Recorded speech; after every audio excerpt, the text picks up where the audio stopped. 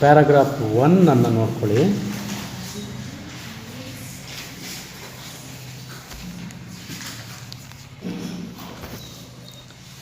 ಭಾಳ ಕಾಮಿಡಿ ಇದೆ ಪಾತಿ ಸ್ಟೋರಿ. ನಿಮಗೆ ಖುಷಿ ಪಡ್ತೀರಿ. For Swami events took an unexpected turn. ಸ್ವಾಮಿಗೆ ಕೆಲವು ಅನಿರೀಕ್ಷಿತ ಘಟನೆಗಳು ಒಂದು ತಿರುವನ್ನು ಅವನ ಜೀವನದಲ್ಲಿ ತರ್ತದೆ ಅಂತ. ಕೆಲವು ಘಟನೆಗಳು, ಸಮ್ ಇನ್ಸಿಡೆಂಟ್ಸ್ ಅನ್ಎಕ್ಸ್ಪೆಕ್ಟೆಡ್ಲಿ, ಅವನಿಗೆ ಎಕ್ಸ್ಪೆಕ್ಟೇ ಮಾಡಿರಲ್ಲ ಸ್ವಾಮಿ. ಹುಡುಗ 6ನೇ ಕ್ಲಾಸ್ ಹುಡುಗ ಅಂದ್ಕೊಳ್ಳಿ ಇವನ್ನ. Is in 6th standard boy. Swami is a 6th standard boy. 6ನೇ ಕ್ಲಾಸಲ್ಲಿ ಓದ್ತಾ ಇದ್ದಾನೆ. ಕೆಲವು ಅನ್ಎಕ್ಸ್ಪೆಕ್ಟೆಡ್ ಇನ್ಸಿಡೆಂಟ್ಗಳು. Swami's father is very strict person. ಅವರು ಹೀಗೆ ಒಂದು ಟೇಬಲ್ ಇದೆ, ಹಾಲಲ್ಲಿ ಕೂತಿದ್ದಾರೆ, ದೀಪದ ಕೆಳಗಡೆ under the lamp there is a table. ಒಂದು ಡೈನಿಂಗ್ ಟೇಬಲ್ ಥರ ಇದೆ, ಅಲ್ಲಿ ಕೂತಿದ್ದಾರೆ. ಅವನೇನೋ ಬುಕ್ ಇಟ್ಕೊಂಡು ಕೂತಾನ ಹುಡುಗ. ಫಾದರ್ ಕೂತಿದ್ದಾರೆ ಅಲ್ಲಿ.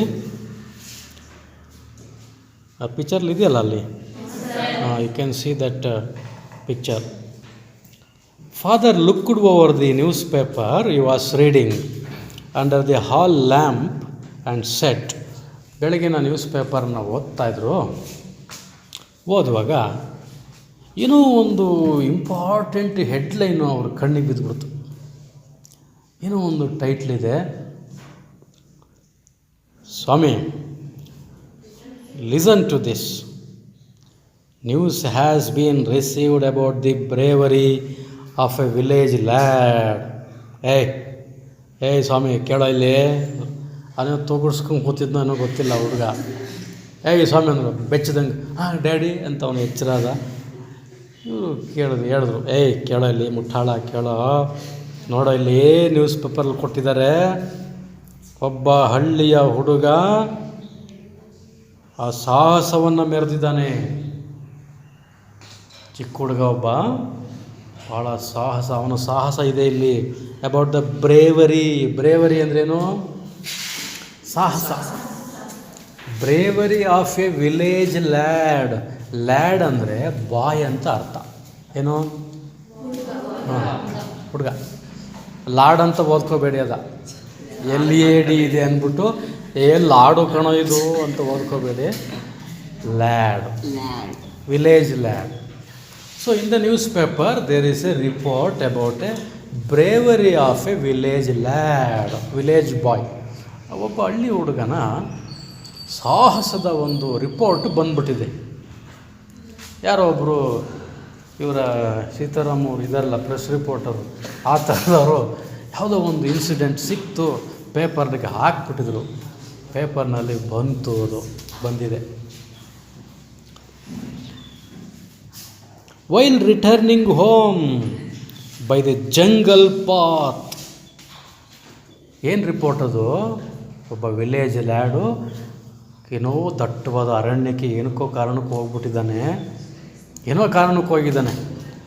ಇದು ಯಾವುದೋ ಪುನೀತ್ ರಾಜ್ಕುಮಾರ್ದು ಬೆಟ್ಟದ ಹೂ ಪಿಕ್ಚರ್ ಇದೆಯಲ್ಲ, ಅವ್ನು ಕಾಡಿಗೆ ಹೋಗ್ತಾನಲ್ಲ, ಬೆಟ್ಟದ ಹೂ ತರಕ್ಕೆ ಹೋಗಲ್ವಾ, ಆ ಥರ ಏನಕ್ಕೋ ಒಂದು ಉದ್ದೇಶಕ್ಕೆ ಅವ್ನು ಹೋಗ್ಬಿಟ್ಟವನು, ಕಾಡಿಗೆ ಹೋಗ್ಬಿಟ್ಟವನೆ, ಏನೋ ತರಕ್ಕೆ ಹೋಗ್ಬಿಟ್ಟಿದ್ದಾನೆ. ಅಥವಾ ಅವನ ಸ್ಕೂಲಲ್ಲಿ ಮೇಷ್ಟ್ರು ಒಳ್ಳೆ ಬೆತ್ತ ತಗೊಂಬರೋ ಅಂತ ಏನೋ ಹೇಳಿದ್ರೇನೋ ಗೊತ್ತಿಲ್ಲ. ಏನೋ ಒಂದು ಉದ್ದೇಶಕ್ಕೆ ಅವತ್ತು ಸ್ಕೂಲ್ ರಜೆ ಇರ್ಬೋದೇನೋ ಹೋಗಿದ್ದಾನೆ. ಈ ವಾಸ್ ರಿಟರ್ನಿಂಗ್ ಹೋಮ್. ಮನೆಗೆ ವಾಪಸ್ ಬರ್ತಾ ಇದ್ದ. ದಟ್ಟವಾದ ಕಾಡು, ಆ ಕಡೆ ಈ ಕಡೆ ಕಾಡು, ಮಧ್ಯ ಕಾಲ್ದಾರಿ ಇದೆ, ಮತ್ತು ಪಾತ್ ಅಂದರೆ ದಾರಿ, ಜಂಗಲ್ ಪಾತ್, ಕಾಡಿನ ದಾರಿನಲ್ಲಿ ವಾಪಸ್ ಬರ್ತಾ ಇದ್ದ. ಹಿಂಗೆ ಬರ್ತಾ ಇದ್ದ, ಆ ಕಡೆ ಈ ಕಡೆ ಕಾಡಲ್ಲ, ಅದು ಎಲ್ಲಿತ್ತೋ ಏನೋ ಒಂದು ಹುಲಿ ಸಡನ್ನಾಗಿ ಎಂಟ್ರಿ ಆಗ್ಬಿಡ್ತು. ಇವ್ನು ನೋಡಿದ್ದೆ ತಡ ಏನೋ ಲೀಪ್ ಜಂಪ್ ಮಾಡಿ ಹಾರ್ಬಿಡ್ತ ಅಂದಮೇಲೆ. ಅವನು ಸುಮ್ಮನೆ ಇರ್ತಾನ, ಅವನು ಅಂತಿಂತ ಹುಡುಗಲ್ಲ. He was a brave boy. While returning home by the jungle path, came face to face with a tiger.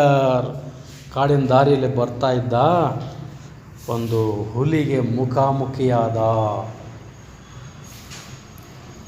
ಒಂದು ಹುಲಿ ಸಡನ್ನಾಗಿ ಬಂತು. ಇನ್ನು ಆ ಪ್ಯಾರಾಗ್ರಾಫ್ನಲ್ಲಿ ವಿವರಣೆ ಇದೆ ನೋಡಿ. The paragraph described the fight the boy had with the tiger. ವಿವರವಾಗಿ ಬರ್ತಿದ್ದಾರೆ. ಡಿಸ್ಕ್ರಿಪ್ಷನ್ ಇದೆ, ವಿವರ ಇದೆ.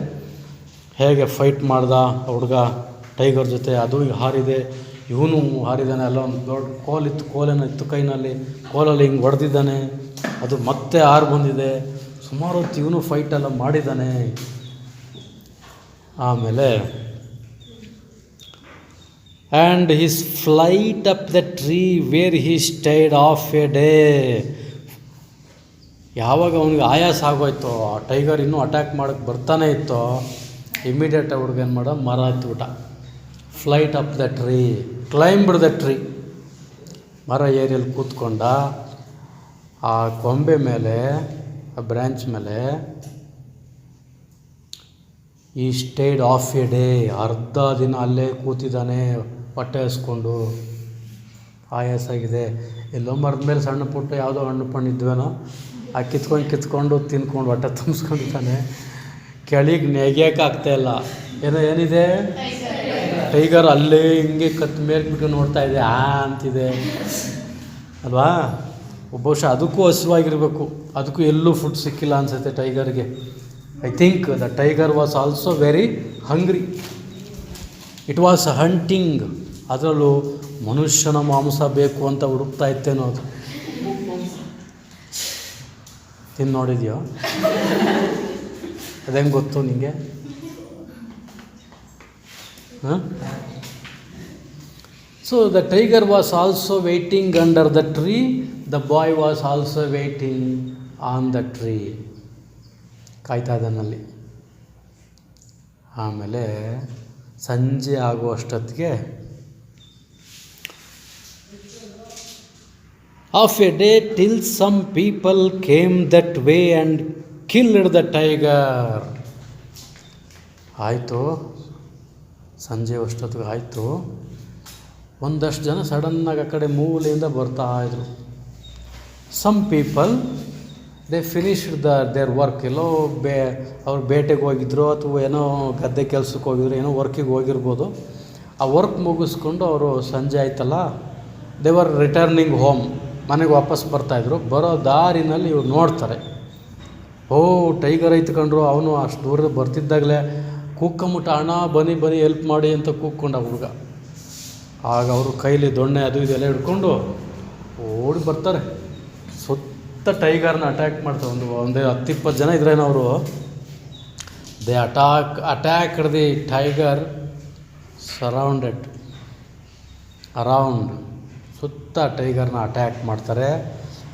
ಎಲ್ಲರ ಕೈನಲ್ಲೂ ಕೋಲೆಲ್ಲ ಇತ್ತಲ್ಲ, ಕೋಲು ಸಣ್ಣದು, ದಡಿ ಅನ್ಬೇಕದ ಅಲ್ವಾ. ಹಾಂ, ಎಲ್ಲ ಅದನ್ನು ಹೊಡೆದು ದೇ ಕಿಲ್ಡ್ ದಿ ಟೈಗರ್, ಹುಲಿಯನ್ನು ಸಾಯಿಸಿದ್ರು.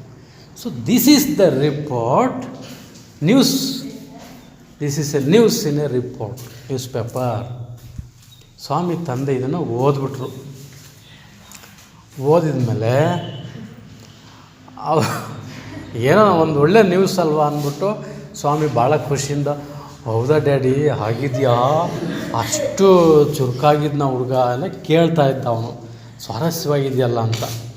ಬಟ್ ಅವನಿಗೆ ಇದು ಅನ್ಎಕ್ಸ್ಪೆಕ್ಟೆಡ್ ಇನ್ಸಿಡೆಂಟ್. ಅವನಿಗೆ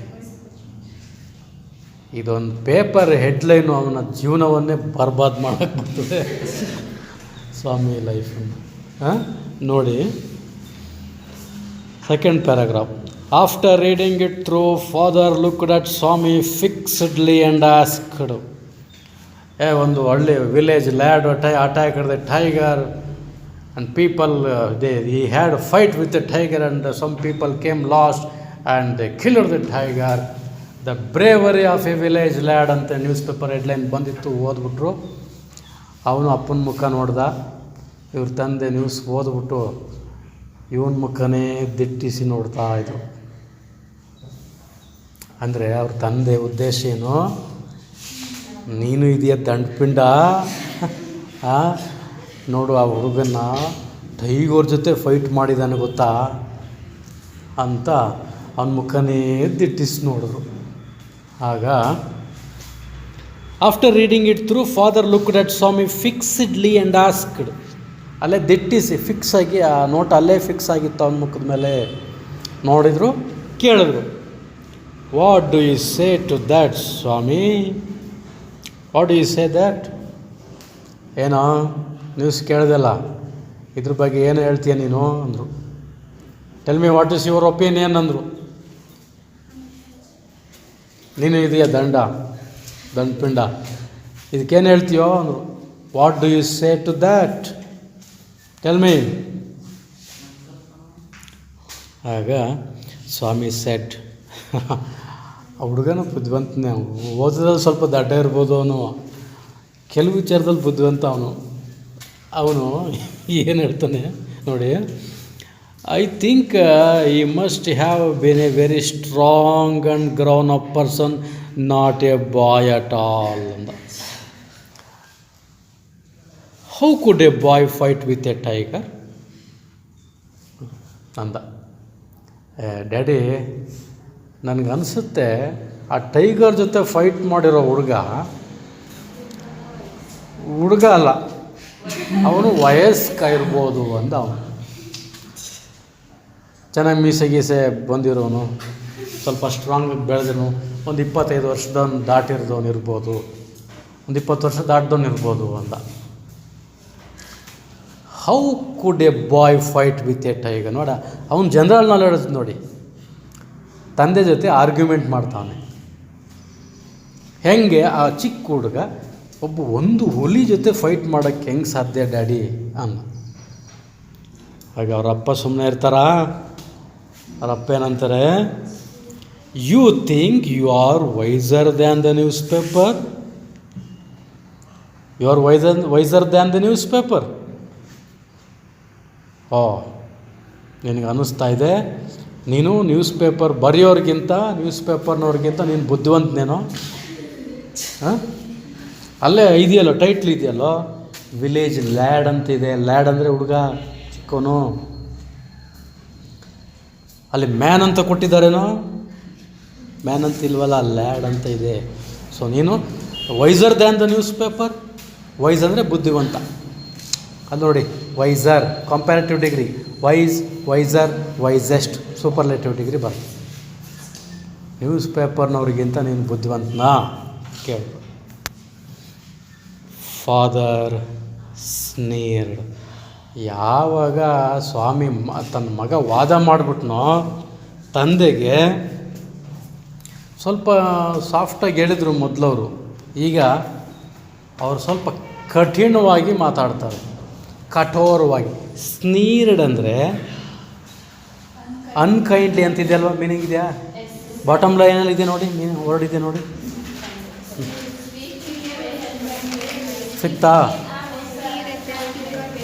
ಸಿಕ್ತೇನ್ರಪ್ಪ? Did you find it? Father sneered ಸ್ವಲ್ಪ ಕಠಿಣವಾಗಿ ಹೇಳ್ತಾರೆ. ಏಯ್ ದಡ್ಡ, ಕೇಳೋ ಇಲ್ಲಿ. ಅವ್ರು ಹೇಳ್ತಾರೆ, a man may have the strength of elephant. ಲೇ ಮೂರ್ಖ, ಒಬ್ಬ ಮನುಷ್ಯನಿಗೆ ಆನೆಯಷ್ಟು ಬಲ ಇರ್ಬೋದು ಕಣೋ. ಆನೆ ಗಾತ್ರದ ದೇಹ ಇಟ್ಕೊಂಬಿಟ್ಟು, ಆನೆ ಗಾತ್ರದ ದೇಹ ಇದ್ದವರೆಲ್ಲ ಧೈರ್ಯವಂತರಲ್ಲ ಕಣೋ ಅಂದ್ರೆ ಅವರು. ಒಬ್ಬ ಪಿಳ್ಳೆ ಅಂತ ಹುಡುಗ, ಸಣಕ್ಲ. ಕೆಲವ್ರು ಮಾತಾಡ್ತಾರೆ ಹಳ್ಳಿಲಿ, ಉರ್ಬಿದ್ರು ಬಿದ್ದೋಗ್ತಾನೆ ಕಣೋ ಅಂತಾರೆ ಅಲ್ವಾ? ಉಫ್ ಅಂದ್ರೆ ಬಿದ್ದೋಗ್ತಾನೆ ಅಲ್ವನ್ರ? ಕೆಲವರು ಇರ್ತಾರೆ ಈ ಲೈನ್ ಅಂತರದವರು ಅಥವಾ ಎಲ್ಲಾರು ಸಣಕ್ಲಿ, ಇನ್ನು ಎಲ್ಲಾರು ಸಣಕ್ಲ, ಪವನ ಇಲ್ಲ, ಅವನು ಬಂದಿಲ್ಲ. ಉರ್ಬಿದ್ರು ಬಿದ್ದೋಗ್ತಾರೆ ಅಂತಾರೆ. ಈ ಹೋದ ವರ್ಷ ಇವನಿದ್ನಲ್ಲ ದಿವ್ಯಕುಮಾರ,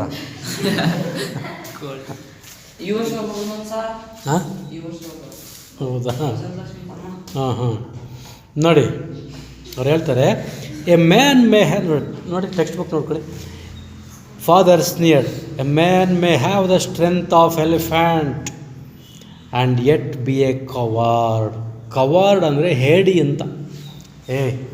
ಆನೆ ಥರದ ಶಕ್ತಿ ಉಳ್ಳ ಇದ್ದರೂ ಕೂಡ ಆತ ಹೇಡಿಯಾಗಿರ್ಬೋದು ತಂದೆ. A man may have the strength of elephant at yet to be a coward. ಒಬ್ಬ ಹೇಡಿಯಾಗಿರ್ಬೋದು, ಆನೆ ಗಾತ್ರದ ಆನೆ ಥರ ಶಕ್ತಿಯುಳ್ಳವನು. ಧೈರ್ಯ ಇಲ್ಲ ಅಂದರೆ ಅವನು ಏನೋ ಮಾಡ್ತಾನೆ, ಅವನು ಹೇಡಿಯಾಗಿರ್ತಾನೆ, ಕವಾರ್ಡ್ ಆಗಿರ್ತಾನೆ. ಅದೇ ಬ್ರೇವರಿ ಅನ್ನುವುದಕ್ಕೆ ಅಪೋಸಿಟ್ ವರ್ಡ್ ಇದು, ಕವಾರ್ಡ್ ಅಂತ ನೆನಪಿಟ್ಕೊಳ್ಳಿ. ಬ್ರೇವರಿ ಧೈರ್ಯಶಾಲಿ, ಧೈರ್ಯ, ಅದಕ್ಕೆ ಕವಾರ್ಡ್ ಅನ್ನೋದು ಹೇಡಿತನ, ಆಪೋಸಿಟ್ ವರ್ಡ್ ಆಗುತ್ತೆ.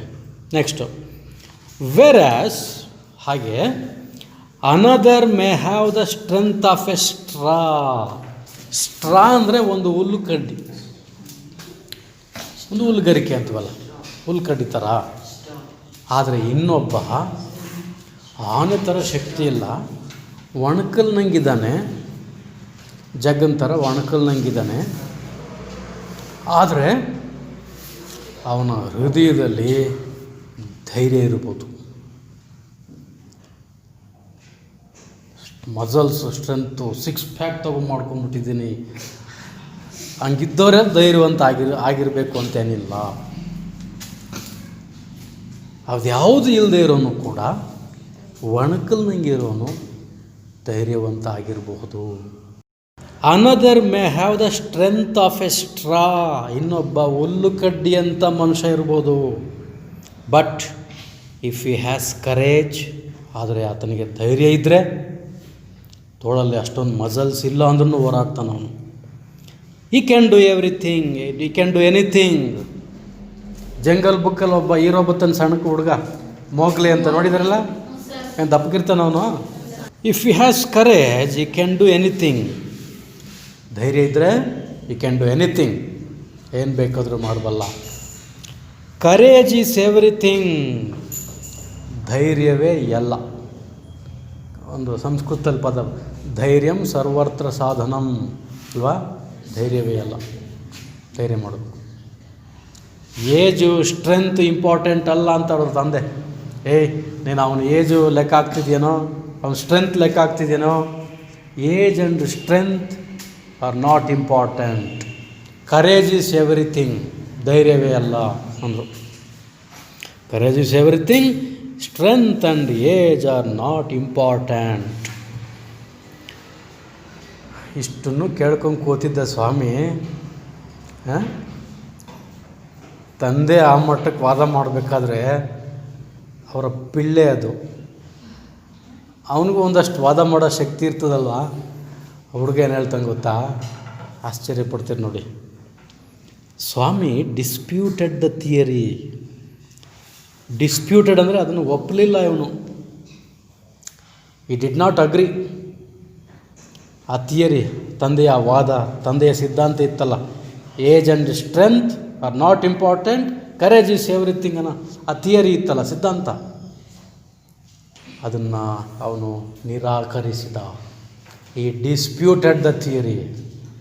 ಆ ಹುಡುಗ ಹೇಳ್ತಾನೆ, how can it be father, daddy, ಅದು ಹೇಗೆ ಸಾಧ್ಯ, ಅದು ಹೇಗೆ ಸಾಧ್ಯ, how can it be father. Suppose, ಒಂದು ಪಕ್ಷ, ಬಹುಶಃ, ಅಕಸ್ಮಾತ್, suppose I have all the courage, ನನಗೆ ಎಲ್ಲ ಧೈರ್ಯ ಇದೆ ಅಂತ ತಿಳ್ಕೊಳ್ಳಿ. ಹುಡುಗ ಹೆಂಗೆ ಮಾತಾಡ್ತಾನೆ ನೋಡಿ. ಡ್ಯಾಡಿ, ನನಗೆಲ್ಲ ಧೈರ್ಯ ಇದೆ, ನನ್ನ ಏಜು ಚಿಕ್ಕದು, ನನ್ನ ಬಾಡಿನೂ ಚಿಕ್ಕದು, ನಂಗೆ ಧೈರ್ಯ ಮಾತ್ರ ಇದೆ ಅಂತ ತಿಳ್ಕೊಳ್ಳೋಣ. I have all the courage and what could I do if A tiger should attack me. ಒಂದು ಟೈಗರ್ ನನ್ನ ಮೇಲೆ ಅಟ್ಯಾಕ್ ಮಾಡಿದ್ರೆ ನಾನು ಏನು ತಾನೇ ಮಾಡೋಕ್ಕಾಗುತ್ತೆ ಡ್ಯಾಡಿ ಅಂತ. ನಾನೇನು ಮಾಡೋಕ್ಕಾಗತ್ತೆ, ನಾನು ಚಿಕ್ಕ ಹುಡುಗ, ಬಟ್ ನಂಗೆ ಧೈರ್ಯ ಇದೆ, ಹೃದಯದಲ್ಲಿ ಧೈರ್ಯ ಇದೆ ನನಗೆ ಅಷ್ಟು ಮಸಲ್ಸ್ ಇಲ್ಲ, ಅಷ್ಟು ಸ್ಟ್ರೆಂತ್ ಇಲ್ಲ, ಆ ಏಜ್ ಇಲ್ಲ, ನಾನು ಟೈಗರ್ ಜೊತೆ ಹೊಡೆದಾಡೋಕ್ಕಾಗತ್ತಾ ಡ್ಯಾಡಿ ಅಂತ ಪ್ರಶ್ನೆ ಮಾಡ್ತಾನೆ ಹುಡುಗ. ಆಗ ಇಲ್ಲಿವರೆಗೂ ಸುಮ್ಮನೆ ಕೇಳಿಕೊಂಡು ಏನೋ ತಮಾಷೆಗೆ ವಾದ ಮಾಡ್ತಾಯಿದ್ರು. ಯಾವಾಗ ಇವನು ಅವ್ರ ಅಪ್ಪನ ಜೊತೆ ವಾದ ಮಾಡೋಕ್ಕೆ ಅದಕ್ಕೆ ಹೇಳೋದು, ನೀವು ನಿಮ್ಮ ಅಪ್ಪದಿರ ಜೊತೆ ಜಾಸ್ತಿ ವಾದ ಮಾಡೋಕ್ಕೆ ಹೋಗ್ಬೇಡಿ. ವಾದ ಮಾಡಿದ್ರೆ ಯಾವುದಕ್ಕಾದ್ರೂ ತಗಲಾಕೊಂಡ್ರಿ ಅಂತ, ಏನಾದ್ರು ಕೆಟ್ಟ ಸಮಯ ಶುರುವಾಯಿತು ನಿಮಗೆ ಅಂತ. ನಿಮ್ಮ ಅಪ್ಪ ಅಮ್ಮದಿರ ಜೊತೆ ಖುಷಿಯಾಗಿದ್ದಾಗ ಮಾತಾಡಿ, ಅವ್ರು ಸಿಟ್ಟಲ್ಲಿದ್ದಾಗ ವಾದ ಮಾಡೋಕ್ಕೆ ಹೋಗಬೇಡಿ. ಈಗ ನೋಡಿ, ಯಾವಾಗ ಮಗ ವಾದ ಮಾಡೋಕ್ಕೆ ಶುರು ಮಾಡಿದ್ನೋ, ನನಗೆ ಬುದ್ಧಿ ಹೇಳಕ್ಕೆ ಬಂದ ಅಂತ ಶುರು ಮಾಡಿದ್ನೋ, ಅವ್ರೇನು ಹೇಳ್ತಾರೆ ನೋಡಿ, ಲೀವ್ ಅಲೋನ್ ಸ್ಟ್ರೆಂತ್. ಆ ಶಕ್ತಿ, ಧೈರ್ಯ ಅವೆಲ್ಲ ಪಕ್ಕಕ್ಕಿರಲಿ. ಈಗ ನಿನಗೊಂದು ಚಾಲೆಂಜು. ಏನು ಚಾಲೆಂಜ್ ಕೊಡ್ತಾರೆ? Can you prove you have courage? ಮಗ, ನಿನಗೊಂದು ಚಾಲೆಂಜು ಕಾಣಲ್ಲ, ನಿನಗೆ ಧೈರ್ಯ ಇದೆ ಅಂತ ಪ್ರೂವ್ ಮಾಡಬೇಕು ಇವತ್ತು. ಅವನು ಹೋಗಿ ನಾನು ಎಲ್ಲೆಲ್ಲೋ ನಮ್ಮ ತಂದೆ ಜೊತೆ ವಾದ ಮಾಡಿಬಿಟ್ನಲ್ಲಪ್ಪ, ನನಗೆ ತಗಲಾಕೋಯ್ತಲ್ಲ ಇದು ಅಂತ ಅನ್ನೋಕ್ಕೆ ಶುರು ಮಾಡ್ದ. Can you prove you have courage? ನಿನಗೆ ಧೈರ್ಯ ಇದೆ ಅಂತ ನೀನು ಪ್ರೂವ್ ಮಾಡ್ತೀಯಾ? Let me see if you can sleep alone tonight in my office room. ಅವ್ರ ಮನೆಯಲ್ಲಿ ಅವ್ರ ತಂದೆ ಏನೋ ಲಾ ಓದಿದ್ರು ಅಂತ ಲಾಯರ್ ಅಂತ ಕಾಣುತ್ತೆ. ಒಂದಷ್ಟು ಲಾ ಬುಕ್ಸ್ಗಳನ್ನೆಲ್ಲ ಜೋಡಿಸ್ಬಿಟ್ಟು ಒಂದು ಸಪ್ರೇಟ್ ಆಫೀಸ್ ರೂಮ್ ಮಾಡ್ಕೊಂಡಿದ್ರು. ಆ ಹಾಲು, ಅದು ರೂಮ್, ಅವು ಎಲ್ಲ ಕಿಚನ್ ಹಾಕೆಲ್ಲ ಆ ಕಡೆ ಸೈಡಿದ್ದ, ಈ ಕಡೆ ಒಂದು ಸೈಡಲ್ಲಿ ಆಫೀಸ್ ರೂಮ್ ಮಾಡ್ಕೊಂಡಿದ್ರು. ಹೇಳಿದ್ರು, ನೋಡೋ, ನಿನಗೆ ಧೈರ್ಯ ಇದೆ ಅಂತ ಪ್ರೂವ್ ಮಾಡ್ಬೇಕು ಇವತ್ತು ರಾತ್ರಿ. ನೀನು ಈ ರಾತ್ರಿ ಟುನೈಟ್ ಅಂದರೆ ಈ ರಾತ್ರಿ, ಇವತ್ತು ರಾತ್ರಿ ನೀನು ನನ್ನ ಆಫೀಸ್ ರೂಮಲ್ಲಿ ಒಬ್ಬನೇ ಮಲಗಬೇಕು. ಆಗುತ್ತಾ? ನೀನಾಗಲೇ ಒಪ್ಕೊಂಡಿದ್ಯಾ, ನಾನು ಸಣ್ಣವನು, ನನ್ನ ಏಜ್ ಕಡಿಮೆ, ಸ್ಟ್ರೆಂತ್ ಇಲ್ಲ, ಬಟ್ ಧೈರ್ಯ ಇದೆ ಅಂತ ಒಪ್ಕೊಂಡಿದ್ಯಾ. ಐ ಹ್ಯಾವ್ ಕರೇಜ್ ಅಂತ ಒಪ್ಕೊಂಬಿಟ್ಟಿದ್ಯಾ. ಈಗ ನೀವು ಪ್ರೂವ್ ಮಾಡಬೇಕು. ನೀನೇನು ಟೈಗರ್ ಜೊತೆ ಫೈಟ್ ಮಾಡಬೇಡ. ನನ್ನ ಆಫೀಸ್ ರೂಮಲ್ಲಿ ಜಸ್ಟ್ ಒನ್ ನೈಟ್ ಮಲಗು. You have to sleep in my office room tonight. You have to prove you have courage. A frightful proposition, Swami thought. ಒಂದು ಕ್ಷಣ ಕತ್ತು ಬಗ್ಸ್ಕೊಂಡು ಸ್ವಾಮಿ ಶಾಕ್ ಆಗಿ ಯೋಚನೆ ಮಾಡಿದ್ವು, ಇದು ಯಾಕೋ, ಇದು ಭಯಾನಕವಾದ ಸಲಹೆ. ನನಗೆ ಇದು ನಮ್ಮ ತಂದೆ ಕೊಡ್ತಾ ಇರುವಂಥ ಒಂದು ಭಯಂಕರವಾದ ಸಲಹೆ. ಪ್ರಪೋಸಿಷನ್ ಅಂದರೆ ಸಜೆಷನ್ ಅಂತ, ಸಲಹೆ. ಫ್ರೈಟ್ಫುಲ್ ಅಂದರೆ ಭಯಾನಕ. ಫ್ರೈಟ್ಫುಲ್ ಅಂದ್ರೇನು? ಭಯಾನಕ. ನಮ್ಮ ತಂದೆ ನನಗೆ ಒಂದು ಭಯಾನಕವಾದ ಸಲಹೆಯನ್ನು ಕೊಡ್ತಾ ಇದ್ದಾರೆ, ಐಡಿಯಾ ಕೊಡ್ತಾ ಇದ್ದಾರೆ. ಯಾಕೆ ಇವನಿಗೆ ಭಯಾನಕ ಅನ್ನಿಸ್ತು ಗೊತ್ತಾ? ಅವನ ಡೈಲಿ ಹ್ಯಾಬಿಟ್ ಏನಿತ್ತು ಅಂದರೆ, ಸ್ವಾಮಿದು ದಿನ ಅವನು ಅಜ್ಜಿ ಪಕ್ಕನೇ ಮಲಗ್ತಿದ್ದದ್ದು. ಅಜ್ಜಿ ಹೇಳೋ ಕತೆ ಕೇಳಿಕೊಂಡು ಅಜ್ಜಿ ಪಕ್ಕದಲ್ಲೇ ಮಲಗ್ತಿದ್ದ ಅವನು. ನೋಡಿ, he had always slept beside is granny. Granny ಅಂದ್ರೇನು? ಅಜ್ಜಿ. ಗ್ರ್ಯಾನಿ ಇನ್ ದಿ ಪ್ಯಾಸೇಜ್ ಅಂದರೆ ಹಾಲು ಮತ್ತು ರೂಮ್ಗೆ ಹೋಗೋ ಒಂದಷ್ಟು ಜಾಗ, ಅಥವಾ ಒಂದು ಸಪ್ರೇಟ್ ರೂಮ್ ಥರದ ಜಾಗ ಅಂದ್ಕೊಳ್ಳಿ.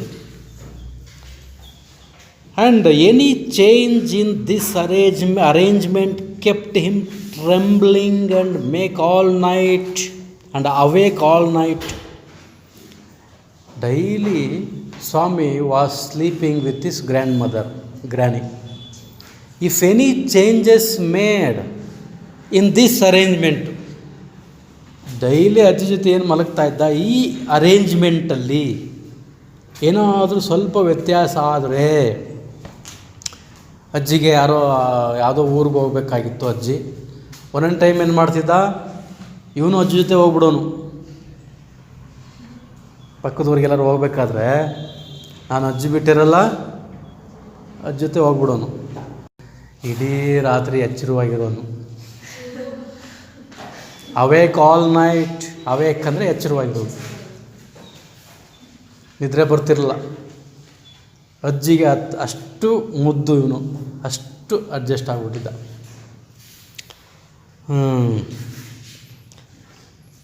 ಕೆಪ್ಟ್ ಹಿಮ್ ಟ್ರೆಂಬ್ಲಿಂಗ್ ಅಂದರೆ ನಡುಕ. ಅಜ್ಜಿ ಇಲ್ಲದೆ ಇರೋ ದಿನ ಅಥವಾ ಅಜ್ಜಿ ಬಿಟ್ಟು ದೂರ ಮಲಗಿದಂಥ ದಿನ ಕೆಪ್ಟ್ ಟ್ರೆಂಬ್ಲಿಂಗ್, ನಡುಕೊಂಡು ಮಲಗ್ತಿದ್ದ.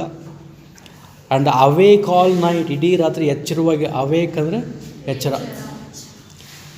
ಹಿ hoped at first that father was only joking. ಮೊದಲು ತಂದೆ ಏನೋ ಜೋಕ್ ಮಾಡ್ತಾವ್ರೆ. ಆಫೀಸ್ ರೂಮಲ್ಲಿ ಮಲಗ್ತೀಯನೋ ಅಂತಂದ್ರಲ್ಲ, ನೀನು ಧೈರ್ಯ ಇದೆ ಅಂದರೆ, ಕರೇಜ್ ಇದೆ ಅಂದರೆ ಪ್ರೂವ್ ಮಾಡ್ತೀಯಾ, ಆಫೀಸ್ ರೂಮಲ್ಲಿ ಈ ರಾತ್ರಿ ಮಲಕ್ಕೋ ಅಂತ ಹೇಳಿ ಚಾಲೆಂಜ್ ಹಾಕಿದ್ರಲ್ಲ. First he thought he was joking, his father was joking, he thought, ಅಂದ್ಕೊಂಡ ತಂದೆ ಜೋಕ್ ಮಾಡ್ತಿದ್ದಾರೇನೋ ಅಂದ್ಕೊಂಡ. ಆದರೆ he mumbled weakly, ದುರ್ಬಲವಾಗಿ, ಒಪ್ಕೋಬೇಕೋ ಬ್ಯಾಡು ಅನ್ನೋ ಥರ ಆಯ್ತು ಅಂದ. ಪ್ರೂವ್ ಮಾಡ್ತೀನೋ, ನಿನಗೆ ಧೈರ್ಯ ಅಂತ ಪ್ರೂವ್ ಮಾಡ್ತೀಯ ಅಂದಾಗ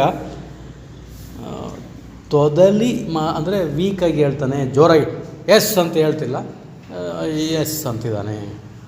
ಮಂಬಲ್ಡ್ ಅಂದರೆ ತೊದಲಿಕೆಯಿಂದ, mumbled weakly, yes. And try to change the subject. ನೋಡಿ ಅವನೆಷ್ಟು ಬುದ್ಧಿವಂತ ಹುಡುಗ. ಅವನೇನು ಮಾಡ್ದೆ, ಈಗ ಆಯಿತು ಅಂತ ಒಪ್ಕೊಂಬಿಟ್ನಾ, ಇಮಿಡಿಯೇಟು ಜೋರಾದ ವಾಯ್ಸಲ್ಲಿ ಟಾಪಿಕ್ ಚೇಂಜ್ ಮಾಡ್ತಾ ಇದ್ದಾನೆ. ಏನು ಟಾಪಿಕ್ಕು?